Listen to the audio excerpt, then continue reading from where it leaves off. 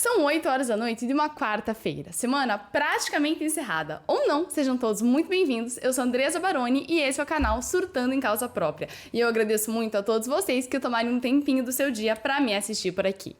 Gente, eu sei que esse vídeo deveria ter saído na semana passada, mas assim, de verdade, eu não tive tempo para parar antes e organizar o tema, gravar e editar. Então, teve que ficar para essa semana mesmo. Mas eu prometo que eu vou tentar compensar o atraso com o tema desse vídeo. Porque hoje nós vamos falar sobre uma nova trend que tá bombando nas redes sociais, em especial a rede de vídeos vizinhas, as Traditional Wives, ou Trad Wives. O que é isso? É um grupo de mulheres que pregam um retorno ao modo de vida muito baseado nos anos 50 e 60, em que o homem era o único provedor do lar e a função da mulher era ficar em casa cuidando dos afazeres domésticos, dos filhos, muitos filhos de preferência, e servindo o seu marido. Tem algumas que chegam até a falar nos vídeos que o papel da mulher é o de servir o marido e o lar, no papel de submissão mesmo. Parece mentira, né? Mas calma, eu trouxe provas. I submit and I serve my husband. This is a biblical thing, so don't twist this into something that it's not. It is a blessing to be my husband's helpmate, and the Bible has the man of the household, not the woman, so he leads. My husband does not have to lift a finger when he is at home because if he's the breadwinner and he goes out, the provider. I do not go to the gym without my husband, ever. Embracing ultra-traditional gender roles into your marriage. Pois é, gente, em pleno século XXI, depois de anos de luta por direitos dos mais variados tipos, ainda existe um movimento conservador de retorno a uma outra realidade em que esses direitos ainda não existiam. E a pergunta que fica é, quais seriam esses direitos? Bom, é sobre isso que a gente vai falar aqui hoje, sobre alguns dos direitos que nós mulheres conquistamos ao longo dos últimos séculos e sobre a problemática da mensagem por trás desses vídeos que estão viralizando por aí. Mas, antes da gente começar, eu vou pedir pra vocês já deixarem o like agora no comecinho do vídeo, que é super importante pra mim. Vou pedir também que vocês se inscrevam no canal, porque não custa nada e me ajuda muito. Também não se esqueçam de ativar o sininho de notificações para não perder nenhum vídeo e principalmente comentem e compartilhem esse vídeo com outras pessoas que vocês conhecem para que esse canal possa crescer. Bora lá? Trad Wives, ou como a gente chamaria no Brasil, esposas troféu, que eu particularmente, acho que é um nome muito mais direto ao ponto do que as esposas tradicionais, que é a tradução de Trad Wives para o português. Mas o que é isso? Bom, gente, resumindo, é um movimento que vem viralizando nas redes sociais lá na gringa, em especial, como eu disse, na rede de vídeos vizinhos, em que muitas mulheres pregam a adoção de papéis tradicionais dentro do casamento.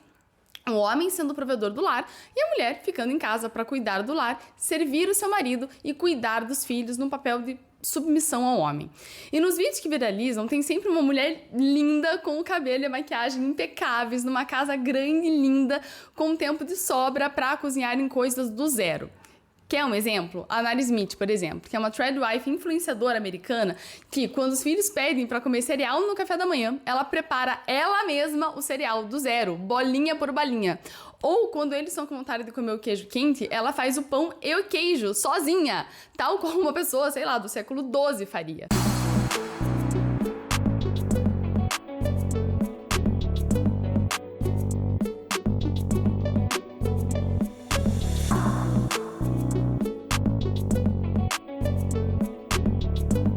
E assim, não vou mentir que eu, pessoalmente, acho bem legal ver alguém preparando algo do zero, fazendo o seu próprio pão e o seu próprio queijo.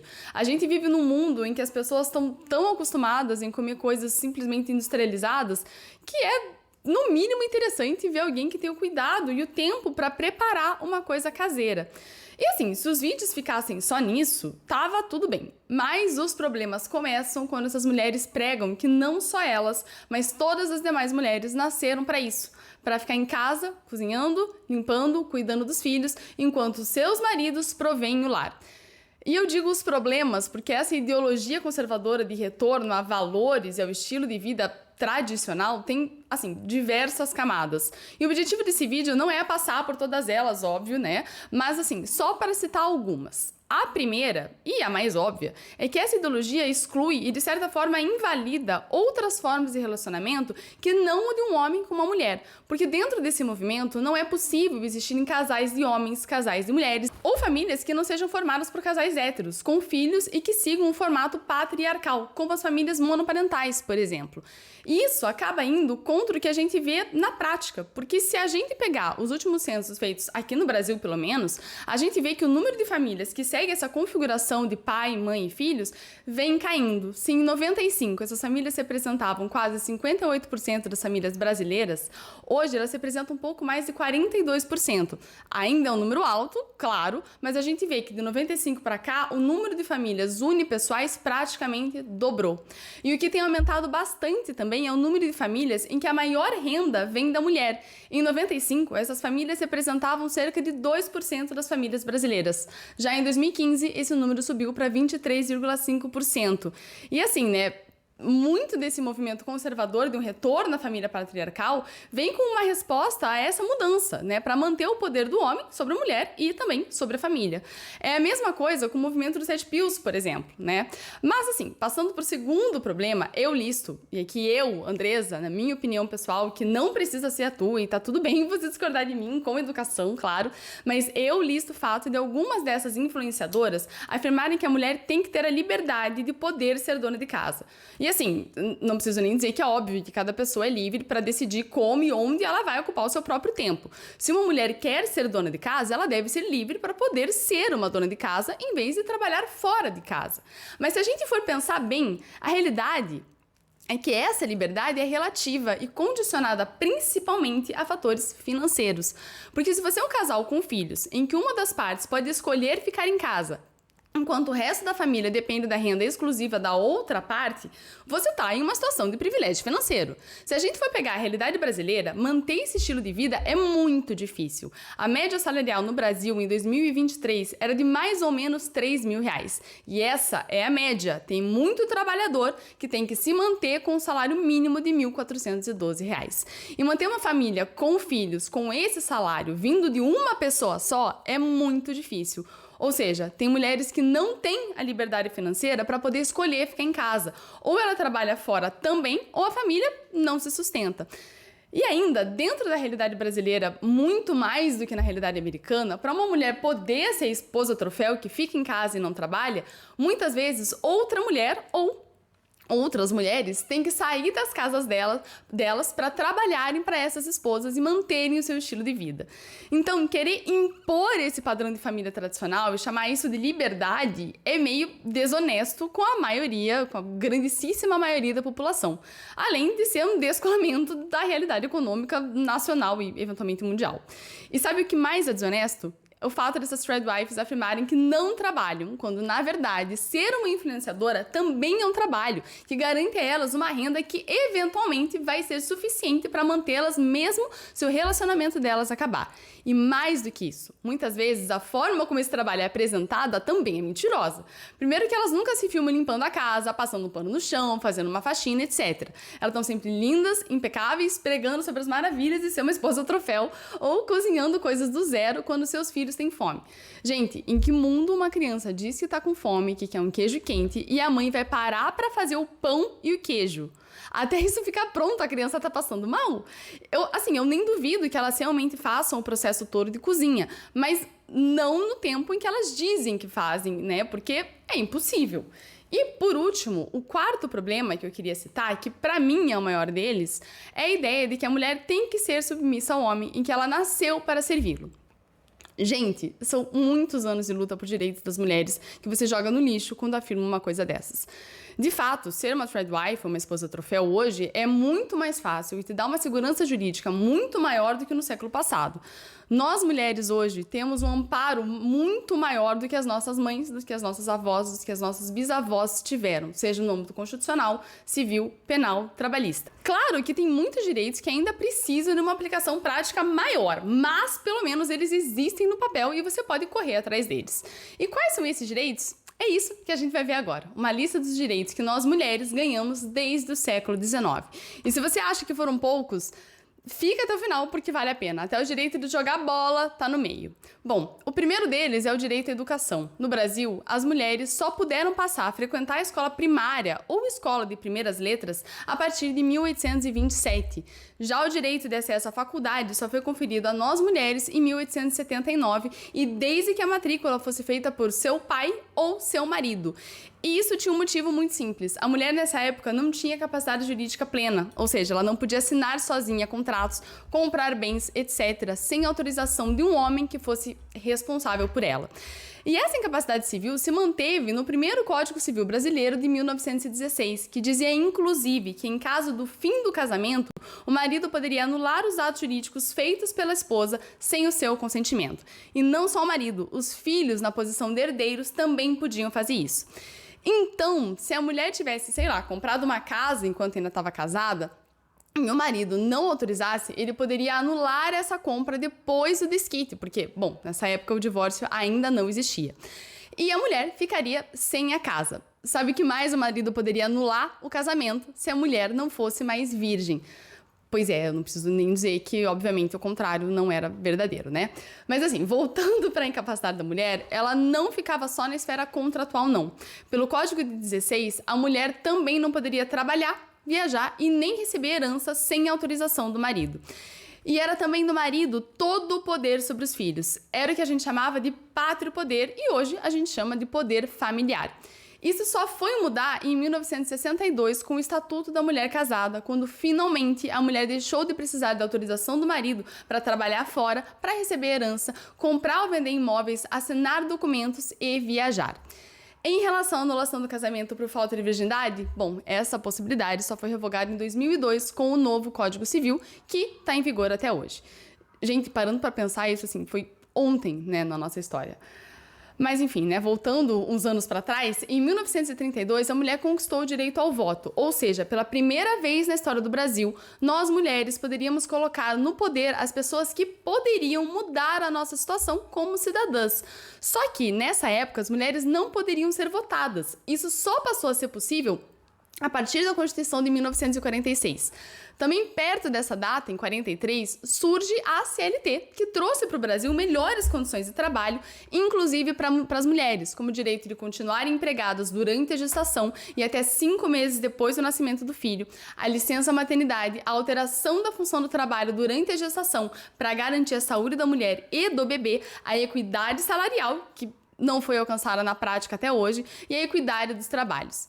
Bom, a partir da década de 60, as conquistas começam a ficar um pouquinho mais aceleradas para o nosso lado. A gente teve em 62 o Estatuto da Mulher Casada, né, que eu já falei. Aí em 65 teve o voto feminino se tornando obrigatório e ficando equiparado com o dos homens. Em 67, a discriminação contra a mulher passa a ser considerada violação aos direitos humanos. Em 1974, as mulheres ganham o direito de terem e portarem um cartão de crédito sem a necessidade ou autorização do marido. Ou seja, conquistamos a liberdade de crédito, o que, claro, deu uma reviravolta financeira para nós mulheres e um pouco mais de liberdade econômica também. Aí em 77 vem a lei do divórcio, que causou um alvoroço gigantesco na época e que, além de abolir o desquite, garantiu que as mulheres pudessem optar em usar ou não o sobrenome do marido, coisa que até então era obrigatória. Em 1979, as mulheres passaram a poder jogar futebol e a praticar outros esportes, o que era proibido até então, porque o legislador acreditava que isso ia contra a natureza feminina. Parece assim uma coisa tão pequena e tão banal hoje, né? Mas para pensar a importância de você ter liberdade de poder praticar o esporte que você gosta, a influência que isso tem no seu dia a dia, até, sei lá, para a saúde mental. Mas enfim, 5 anos depois, em 1984, o Brasil ratifica a Convenção da ONU para a eliminação da discriminação contra a mulher. E até hoje, 40 anos depois, esse tipo de discriminação ainda não foi totalmente abolida. O que fica ainda mais difícil de acontecer com movimentos como as Tradwives e o dos Red Pills, por exemplo.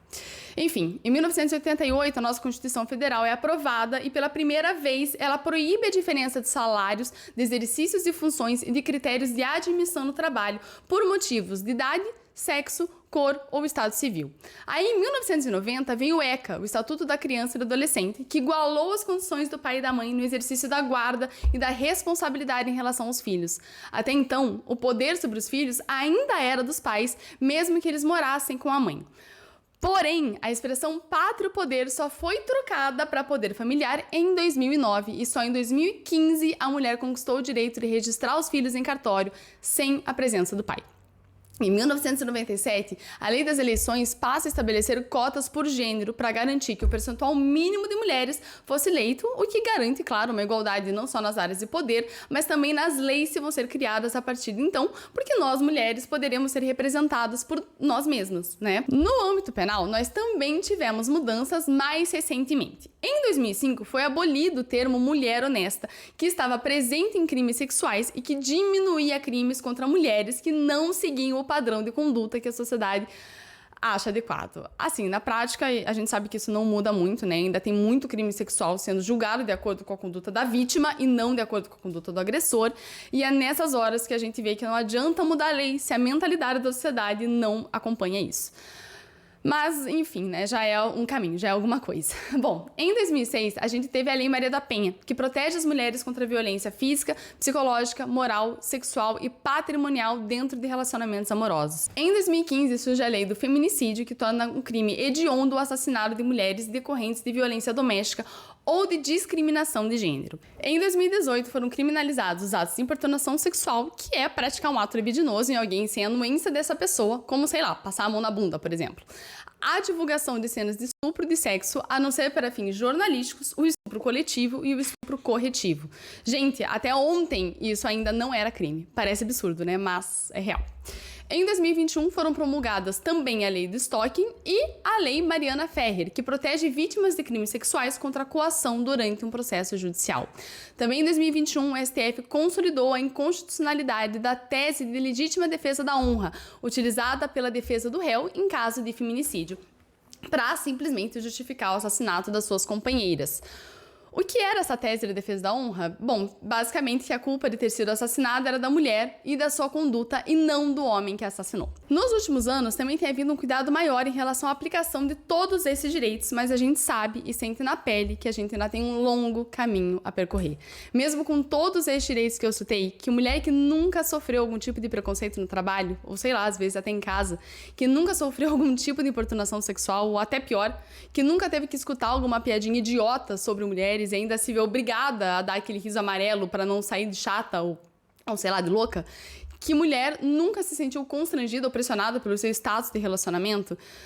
Sabe, foram anos de luta, são anos de luta para conseguir direitos que não são nada além de básicos, de direitos mínimos, para ter gente agora querendo voltar para um tempo em que você tinha que pedir autorização do seu pai ou do seu marido para poder viajar, para ter um crédito, para poder estudar. De novo, o problema não é o fato dessas mulheres quererem ser donas de casa. Essa é uma escolha que cabe a cada um e, claro, que ninguém tem nada a ver com isso. O problema é elas pregarem isso como correto, uma ideologia de vida e de submissão feminina que hoje em dia não cabe mais. E um estilo de vida que muita gente não vai conseguir ter, não vai conseguir seguir, seja porque não se encaixa numa família tradicional, seja porque não tem o privilégio financeiro dessas mulheres. Isso, claro, sem falar nos problemas que esse tipo de relacionamento pode trazer no futuro para quem está dentro dele. Porque toda a sua vida vai estar atrelada à necessidade de um homem estar apaixonado por você. E se algum dia ele deixar de estar e resolver sair do relacionamento, como a mulher fica? Sem carreira, sem perspectiva, com filhos para criar, tendo que viver de uma eventual pensão que não vai durar para sempre até conseguir se reinserir no mercado de trabalho. E isso porque hoje em dia você tem direitos que te garantem a segurança de uma pensão, se ela houver, né? De poder trabalhar e até mesmo de voltar a se casar caso você queira. Então, antes de decidir sair pregando esse estilo de vida tradicional e de submissão da mulher ao homem, pense em como a vida das mulheres que vieram antes de você realmente era. Pense nos privilégios que você, eu e outras mulheres brasileiras podemos ter hoje graças à luta dessas outras mulheres que vieram antes de nós. E pense também se vale a pena abrir mão de tudo isso para entrar no relacionamento em que a sua única função vai ser agradar um cara. Um cara que vai ter toda uma vida para além de você, seja no trabalho, seja com seus amigos, e que se um dia o relacionamento acabar, vai ter muito mais facilidade do que você para seguir em frente. E se ainda assim você quiser isso para sua vida, pelo menos garanta que você vai ter alguma segurança financeira para o caso eventual desse relacionamento acabar. E, bom, para esse vídeo não ficar ainda mais longo do que ele já tá, a gente pode continuar a discussão aqui embaixo nos comentários. Me contem aqui o que vocês pensam sobre isso, lembrando que, bom, tirando a parte dos direitos das mulheres que eu listei, todo o resto é minha opinião e tá ok vocês discordarem. Porque, assim, isso gera uma discussão e a partir disso a gente avança numa conversa. Mas se forem discordar, lembre-se de fazer isso com educação e com respeito, seja comigo, seja com outras pessoas que vão comentar aqui embaixo. Gente, também não se esqueçam de deixar o like ou dislike se vocês não gostaram, se inscreverem no canal e ativarem o sininho de notificações para não perderem nenhum vídeo. E principalmente de compartilharem esse vídeo com outras pessoas que vocês conhecem para que o nosso canal possa crescer. Nos vemos semana que vem. Tchau!